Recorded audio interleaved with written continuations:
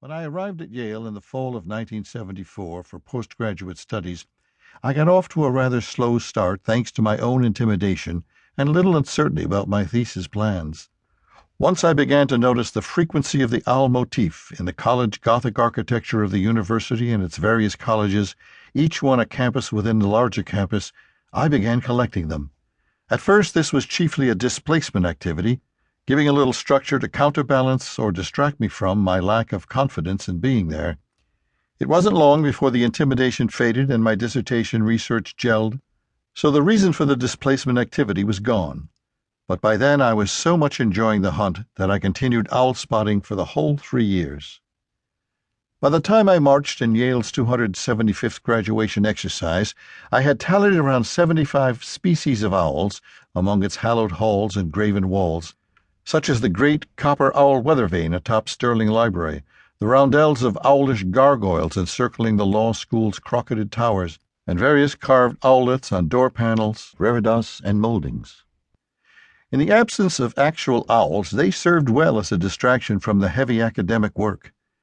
Many years later, during a joint reading at Redlands College in Southern California, my fellow writers and I looked up from our text repeatedly to watch both barn and great horned owls cruising past the open doors.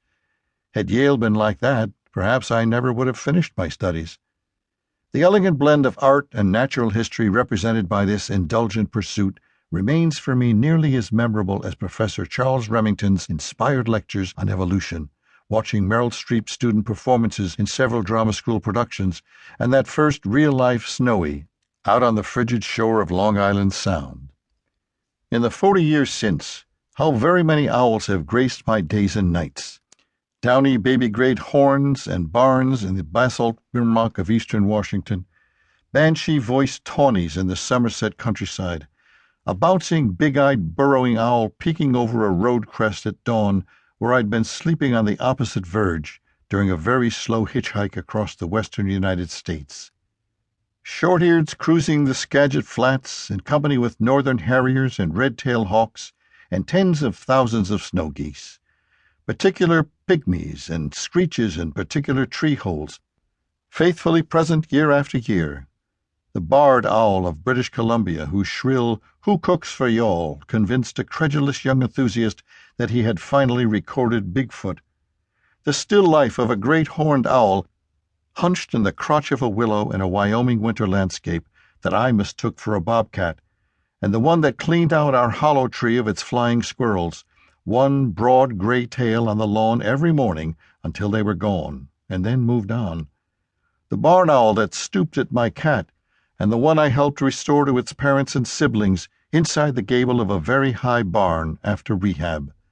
The long-eareds, like small totems, lining the limbs of pines in a thick windbreak in the Columbia Basin, watched with Roger Torrey Peterson on a bird convention field trip in 1971. Another ornithological luminary along on that outing was Tony Angell. I had met Tony in Seattle in the 1960s, one of a number of keen and talented naturalists who made the city so exciting and inspiring for a college kid like me. Our friendship went from there and will soon span half a century. A few years into it, when I worked for the Nature Conservancy, Tony was chairman of the Washington chapter. By this time, it was already apparent that he was one of the premier sculptors, pen and ink artists, and writers anywhere working with birds and mammals. Tony's love of corvids and of owls and other raptors led to a long series of marvelous books. Maybe it was inevitable that he would one day write a book in which he laid out his lifelong passion for owls and what they have taught him. When I learned that such a book was on its way, I rejoiced. Here, I thought, will be the book to cap all the owl books I've loved before, and so it is. The House of Owls is simply a delight for a strigophile like me, but it will also delight any birder or naturalist and all those who care about the living world and its more remarkable manifestations. The heart of the book for me is the title chapter, The House of Owls, which relates the personal saga of a period when Tony and his family lived intimately with one dynasty of screech owls who shared their home habitat. The next chapter, About Owls, gives the basic facts to understand how owls work and how they fit into the broader context of life, and the third chapter describes how they have been accommodated in human culture. The remaining